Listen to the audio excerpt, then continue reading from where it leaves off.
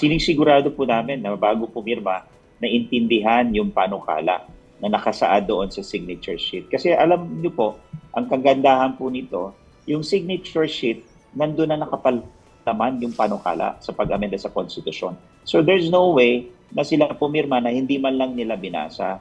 In fact, there's a short lecture, and then after having them sign, or before having them sign, tinatanong nila, ikaw ba sumasang-ayon na ito yung panukala na ito ay susuportahan mo, at base dito sa panukalang ito ay ikaw ay sumusuporta. So this is the proper way. This is the constitutional process on how to do or implement the People's Initiative. Dahil ayaw na natin maulit yung constitutional infirmities na nangyari doon sa Lambino case. Hindi ba kayo concerned? Sorry, follow up lang. Sir, na dahil nga may mga ibang instances sa ibang parts ng Pilipinas na hindi nga maganda yung gawi ng pagpapapirma, baka ma-invalidate yung ginagawa nyo na sa tingin nyo ay tama naman. Well, that is not the true representative of the entire movement. Siguro, these are cases na kung saan independent of the mass movement of this People's Initiative. Nagkailan-ilang lang yan. And sometimes, yung mga allegation naman ay wala naman proof. Kwento-kwento lang. But for those who sign the petition without understanding the same, sana sa susunod po na kung saan mai-subject ito sa plebisito, intindihin ho natin kung anong bubutuhan natin kung umabot ito sa plebisito. Sir, medyo hihimayin ko lamang po yung sinabi ninyo kanina na merong short lecture bago po pumirma, yun pong kinakausap. Paano po yung nagiging sistema nyo, sir? I don't know kung gaano po kadami yung mga representatives dun po sa movement ninyo na kumakala po ng signature dyan po sa area ng Bicol. But how do you do that? I mean, when you say short lecture, paano yun? Nagko-conduct ba kayo ng seminar? Isa-isa ba? How do you convince these people to join you? Alam mo po, ang kagandahan sa Bicol region, especially sa province of Albay, yung nag-spearhead nito, yung Albay Mayor's League.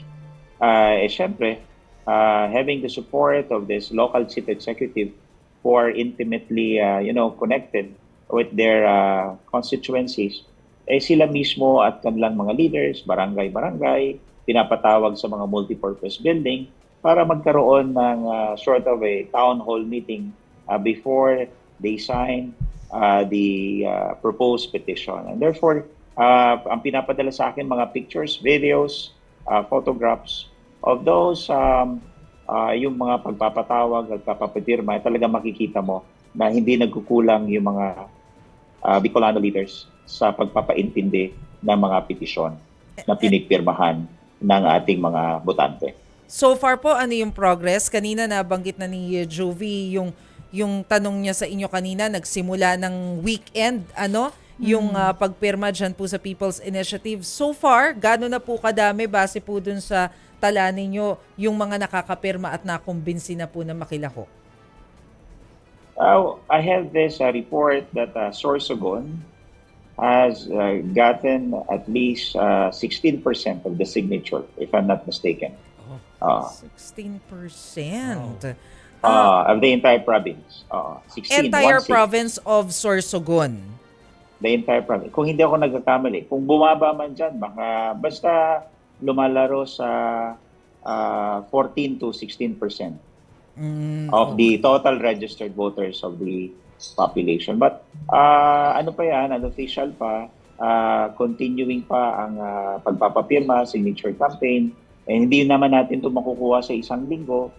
Siguro abutin to ng 2 linggo o maybe 1 buwan kasi hindi ganoon kadali ang pagkukumbinsi at pagpapaliwanag sa ating mga registered voters. And we would like to make sure that before they sign, they truly understand the proposed amendment and that they support the same. Yan ho ang aming objective. Sa inyo na po nanggaling, hindi ganun kadali. Talagang it's a tedious process eh. Nakita na namin yan noong 90s nung kinover namin yung pirma. No? Mahirap talagang kumalap ng pirma, lalo ko talagang i-explain.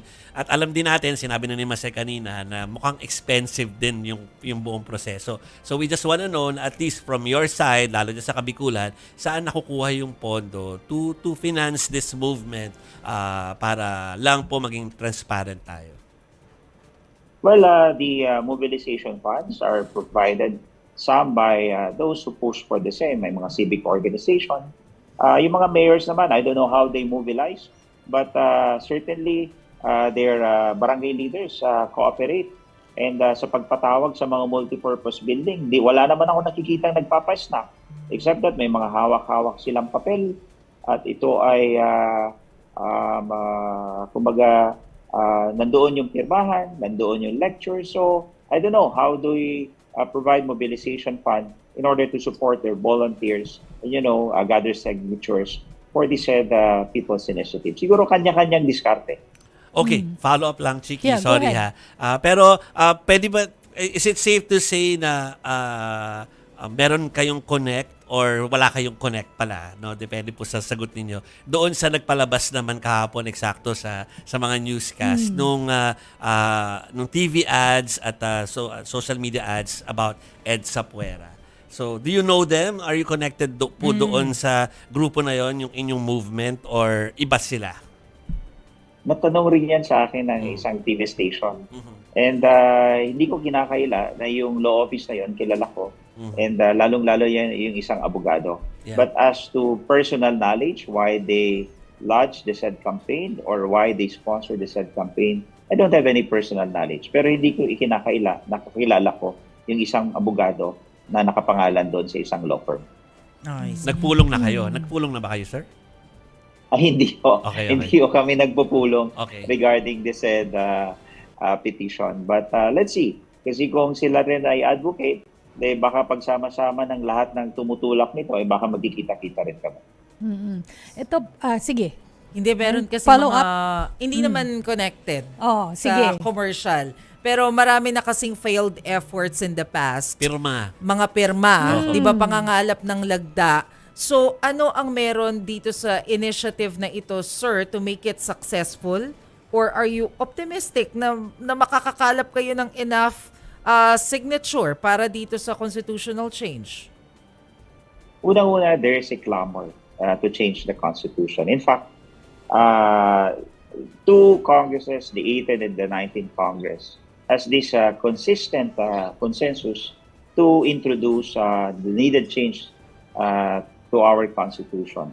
Siyempre, nangunguna dyan yung pag-alis ng restrictive economic provisions. So there's a clamor, not only from our representatives, but even to the entire Filipino people. Pangalawa, we are doing the right thing. We are following the constitutional processes. Ang nangyari kasi doon sa pirma, doon sa Lambino case, hindi sununod yung mga proseso na kung saan pagdating sa Korte Suprema ay hindi binigyan ng favorable decision because it is constitutionally infirm and was not able to follow the processes provided by law. And right now, sabi ko nga sa inyo, sa pagpapirma pa lang, pinapaliwanag. And at the same time, doon mismo sa signature sheet, nakasaad doon kung ano ang kanilang pipirmahan. Siguro po, mensahe na lang po, no, dun sa mga kumakalat na balita. Hindi po ba, kasi for example, si Representative Raul Manuel ay naka-receive ng reports ang kanyang office na meron ngang, na-mention na dito kanina, no, na yung mga takot silang mawalan ng ayuda, so kaya daw pumipirma na lang sila. Your comment po and mensahe na lang po dun sa mga involved dito kung sakali. Siguro tumutok tayo sa pinaka-intensyon ng petisyon, itong People's Initiative. So without fear, favor, or consideration, or by virtue of offer of money or any consideration, dapat yun ay iset sa side natin. At isipin natin, ito ba'y kapakipakinabang sa ating sarili, sa ating bansa. Kung ito'y kapaki-pakinabang para sa atin at para sa ating bansa, then let's sign it. But if it's not beneficial to ourselves and to our country, then let's not sign the petition. And doon naman sa mga nagpapakalap ng mga issues na wag pumirma dahil nagbibilihan, dahil sa ayuda, I think they should stop those side issues na kumbaga nakakagulo lang sa magandang objeto nitong People's Initiative.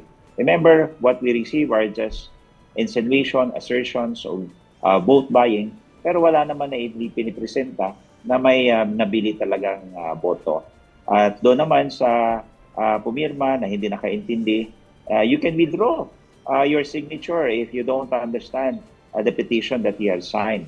And as I said, before you sign, intindihin dahil ito kapakanan ng ating bansa.